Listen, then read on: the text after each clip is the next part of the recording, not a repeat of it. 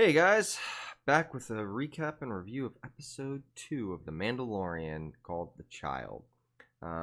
Obviously, this is coming up way late considering how episode 2 comes out, or episode 3 is coming out tomorrow. But whatever, my channel, I do what I want. Fortunately, this is when I'm getting to it. So, womp womp. Anyway, so back to episode 2 of The Mandalorian, or as I like to call it, episode 1, part 2. I'll get to that in a little bit as to why I feel like that's why it is, what it actually is. Just to recap the episode, it starts off right where we left off in episode 1. He's found his mark, which is this Yoda child in this little, I don't know, pod thing that for some reason floats and just goes wherever he wants, but whatever. Don't really care about how that works or why it works the way it does. Anyway, so they're heading back. They get back to a ship so he can, I guess, go and drop this thing off with whatever little remnant of the Empire that hired him to do this. Only to be met by Jawas taking apart his ship, trying to steal it for parts to resell and whatnot. Start shooting, taking out some Jawas. They, start to leave in their big sand tank thing. He, tries to get it back. He tries to stop him, say, hey, you take my parts, whatever. Gets to the top of it, after this little chase scene that was kind of cool. Gets shot off, gets hurt, falls to the ground. There's a little bit of time where he's trying to, patch himself up and whatnot, get back, to go back to the ship and try to start it up. The little Yoda baby, I'm just going to call him the child. The child, keeps getting out of his ball thing, it's obvious he's trying to go over and use the Force to heal him. Mandalorian has no idea what he's trying to do. He just keeps putting him back. He keeps getting annoyed by him, putting him back in the pod, whatever. Eventually, with Nick Nolte's character, I forget his name, but basically, he sets up a thing with the Jawas to go, hey, you go do this, they'll give you all your ship parts back.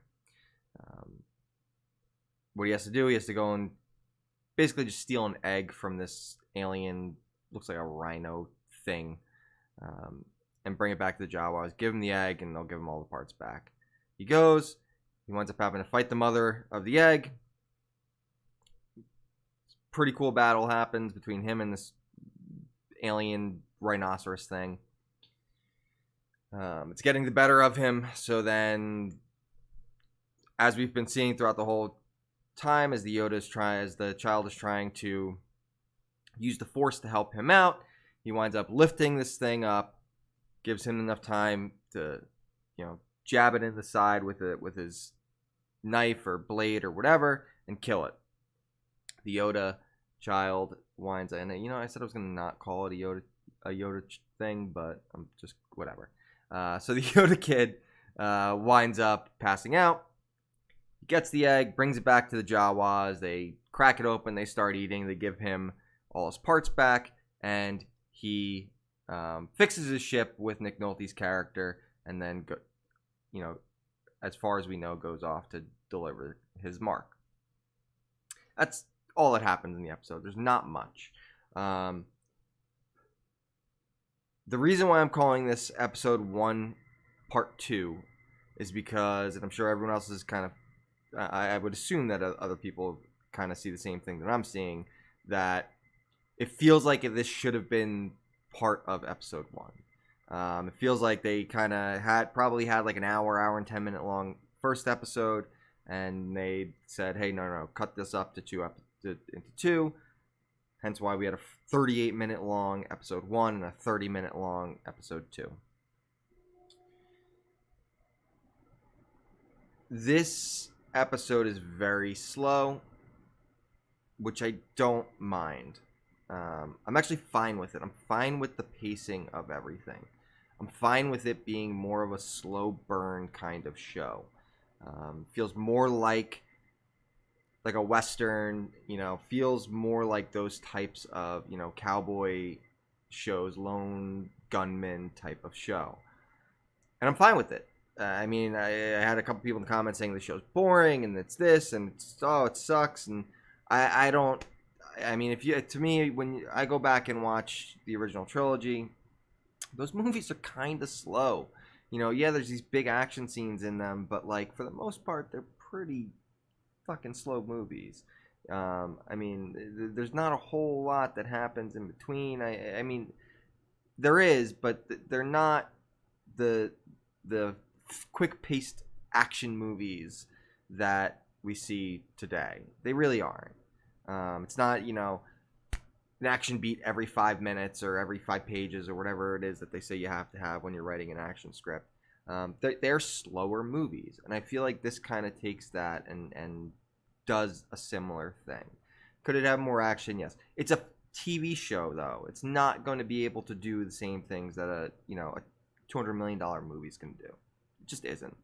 So I'm fine with them taking a smaller, slower approach to it. I'm fine with them taking a smaller story as far as we know so far. I hope to God they don't make it like, oh, he has some relevance in the new movie or something. I would hate if they did that. What I would like, though, is if they decide to go where the Mandalorian is, you know, he has a little bit of a heart of gold or whatever and doesn't want to give this kid up to the Empire or the remnants of the Empire. I would love to see it if his way to circumvent that is dropping him off at the new Jedi Temple. Because we have to figure that this is, I think they said it's 6 years after Return of the Jedi. So you have to figure at that point, Luke has either already started a new Jedi Temple, or a Jedi Academy, or he's in the midst of doing so. So I would love to see the end last episode of this be him going, all right, well, I can't handle this kid. I'm not going to give him up to the Empire. All right, let's drop him off with a group of people that kind of know what they're dealing with. Which I think would be a really cool kind of twist and way to go about it. Maybe you get Mark Hamill to come back and play Luke. You de-age him. I mean, or you just, you know, recast fucking Luke Skywalker. Who gives a shit at this point? Doesn't really matter. Get someone who looks like Mark Hamill and play him. Have him play Mark Hamill. Or just drop him off at the temple and don't see, you know, you never see Luke. You just drop him off. Because I don't really think they're going to bring in any of the main characters or the main cast. You might get some side characters here and there, but like I don't think I highly doubt they're gonna bring in, you know, the big guns to be in the show. It wouldn't make sense. It's gonna be too much money. I mean, I don't know what their budget per episode is, but you're not getting Harrison Ford to come back and play Han. You know, you're not getting most. I mean, you might get Mark Hamill, but you're really not gonna get a lot of these guys. And I don't think I would want any of these guys. Like I said, with the exception of just like a one-off dropping the kid off at the new Jedi Academy or Jedi Temple to be trained or to be raised by Luke. I think that would be just a nice bookend to it.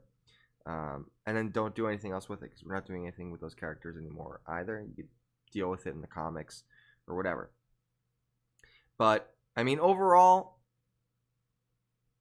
as the video states, should you continue to watch, or should you give it a chance and continue? I say yes. I think that the show is building up to something that's going to be cool. I think it's going to be a very slow burn show. Some people in the comments said it was boring, like I said before. I don't agree. I don't think it's a boring show. I was entertained. I was still, questioning what's going on.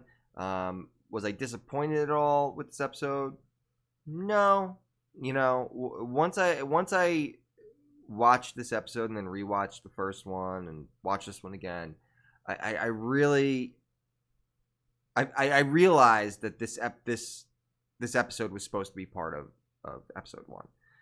Just the way it's formed, the way the story's told, like this should have been part of episode one. It's very obvious to me. I don't think that this was an issue of, oh, this is one of the ones that they let go and just, you know, had a lesser budget for or whatever. I think this is legitimately, this was meant to be an hour and 10-minute long episode with episode one and this episode. I think that's why they put it out 3 days after the first episode it was aired. I think that it's just that's what it was. And if you watch it in that context, I think it does make it a little bit better. But I can see why people are saying it's boring, and I can see why people, I feel like this show is going to be a bit divisive. You're either going to love it or hate it. As far as everything I've seen so far, people either love it or they hate it. I'm in the camp that I really enjoy it. I feel like it is back to form as far as what they're doing and the way they're telling the story. I like the slower aspect of it. I think it's worth to continue watching. I think if you're in, you're going to be in. I think if at this point you're out, most likely you're not going to continue watching. I think if you didn't like the first episode, you're not going to want to continue on. If you're on the fence after this episode, I highly recommend just continue watching. And I'll know in 5 hours or whatever, 3 a.m. that it comes out. It's 10 p.m. right now, so was that 5 hours? Yeah, so 5 hours I'll watch it, or watch it in the morning before I go to work, and I'll maybe do whatever, another video. But either way, I think it's definitely like I said, if you're on the fence about continuing watching, I think you should continue to watch it. Keep in with it. I think if you are out, you're going to be out either way. I mean, I'm not going to convince you otherwise, unless there's some crazy stuff that happens in the next 6 episodes, because I think it's only 8. It's going to be an 8-episode run, so we're 2 episodes in, 6 episodes. Unless something crazy and awesome starts happening, I don't think you're going to enjoy it if you didn't enjoy those first 2 episodes. I just don't think it's going to happen. I think this is going to be a very slow burn. If you're looking for something that's more closer to the new movies or to the prequels, you're not going to get it.